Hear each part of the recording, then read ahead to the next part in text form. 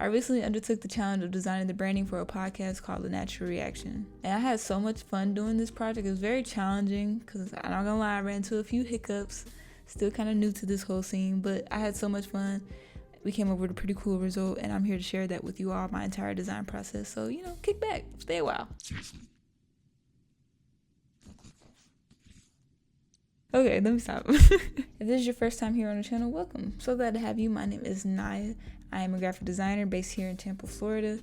And I like to really help brands particularly, but I do a little bit of everything. I do a little bit of everything. So a few months ago, my guy Kai, aka the host of the podcast, he slid into my inbox and he was basically just wondering what's the best ways that he could, collaborate, work with me, and how I could help him solve his problem, right? What I like to do is I like to jump on a quick call with potential clients and just kind of figure them out, flesh them out, see if we're even a good match together, but ultimately just learn a little bit more about what they're looking for in the first place, right? Spoiler alert, everything went gravy, so shout out to you, Kai. But yeah, after all of that, he was on board, and all I had to do from there is just send out proposals, invoices, contracts, all the boring stuff, right? And after we got all that stuff out the way, I really just like to get my clients back on the phone again, just as like my discovery phase, where I basically just try to ask them as many questions as possible. I think I mentioned this in another video. I'm basically interrogating them, asking them, just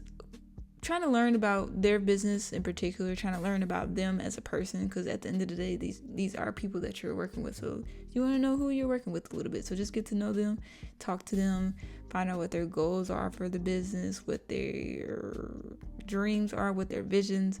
I'm not going to put too much out there because I don't know how much he wants me to share out there. Maybe that's his story to tell. But he basically went through a couple things as far as his health and things like that really challenged him in many new ways and exposed him to a lot of different health practices and wellness practices that he probably would have never discovered had he experienced what he experienced. And ultimately, he was just inspired to just tell that story, highlight the different experiences that he's had, the different ins and outs of entrepreneurship as it relates to health and wellness. Like, there's so many different facets to this that I just think is super, super cool. And I can't wait till he starts posting episodes on that, because I think it's going to be a really, really dope thing. But I'll let him tell that story. Probably didn't tell it as good as he could have, but that's okay. I find that the more questions that you ask in this phase in particular, the less that you have to stay wondering or guessing when it actually comes to the design phase. Before you open any program or anything like that, you want to ask as many questions as possible. And I say that because after that, I ultimately like to create a discovery, recap document where it's basically like the North Star for the rest of the project, that this is where we're heading for the rest of the project. This is the goals. This is the design concepts, or not concepts, direction type thing. This is our guiding star. So if you agree with this, then we can proceed forward to any design aspect. Like, I won't even open Illustrator. I won't open a sketchbook or anything like that until I get that part down, right? Okay. This is me going off on a slight tangent to all the other designers out there. I want to really emphasize the importance of just doing stuff for you, doing personal projects. I try to fit in personal projects as much as I can whenever I can into my schedule, just because, for one, it's just a good way to alleviate stress, alleviate trying to design for other people all the time and just having people in your ear like, do this, do that, right?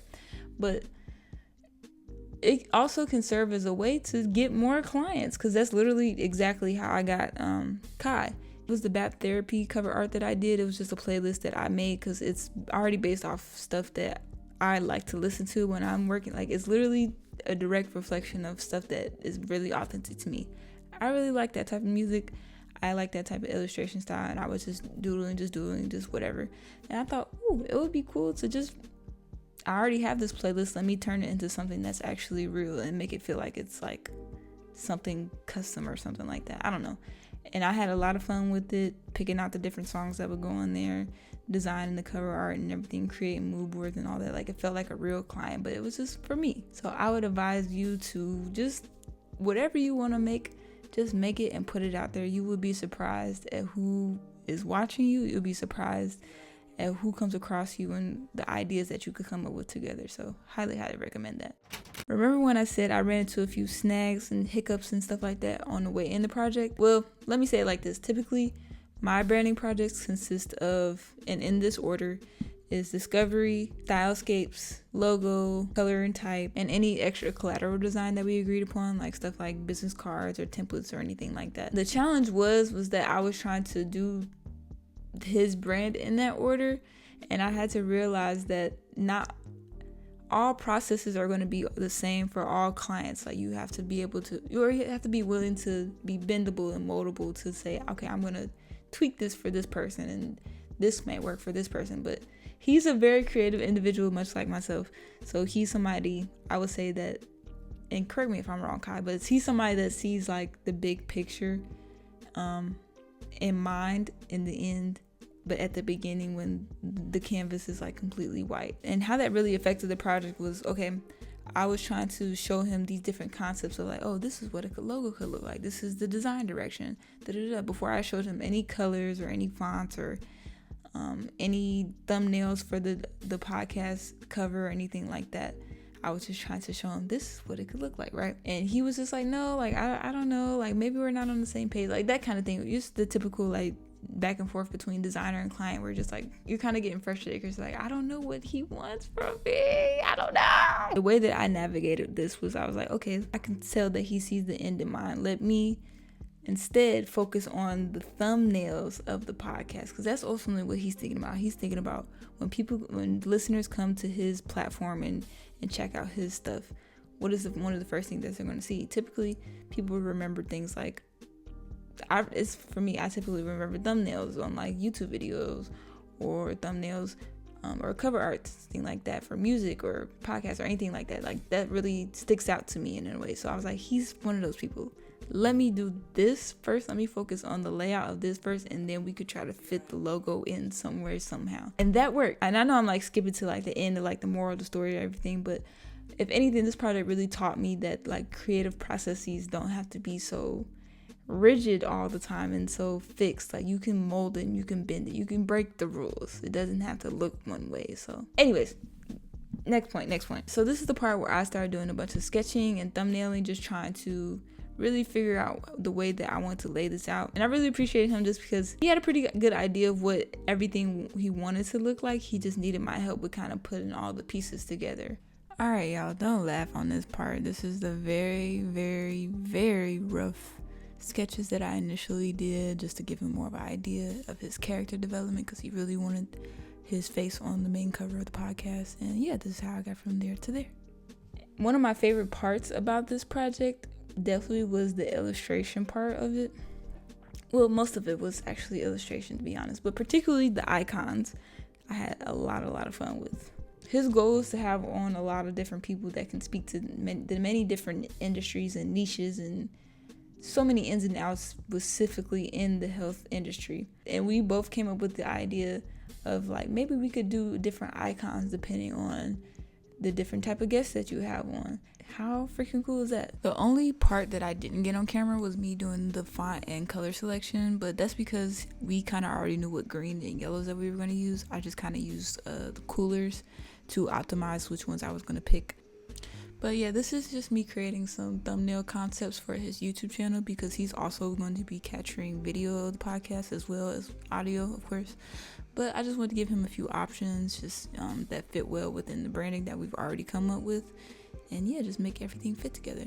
I like to use the website Thumbs Up TV to really help me figure out and test which thumbnails work best for me. And I personally use this on my own YouTube channel, so I would highly recommend that.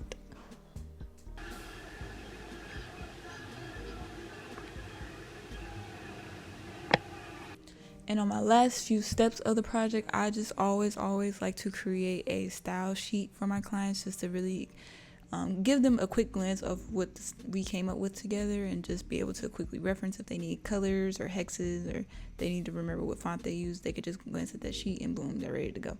And they have all their logos, all the assets and everything on there in one quick glance. So yeah, I'm really happy with how everything turned out, and I'm gonna just shut up and do a final project reveal. So enjoy.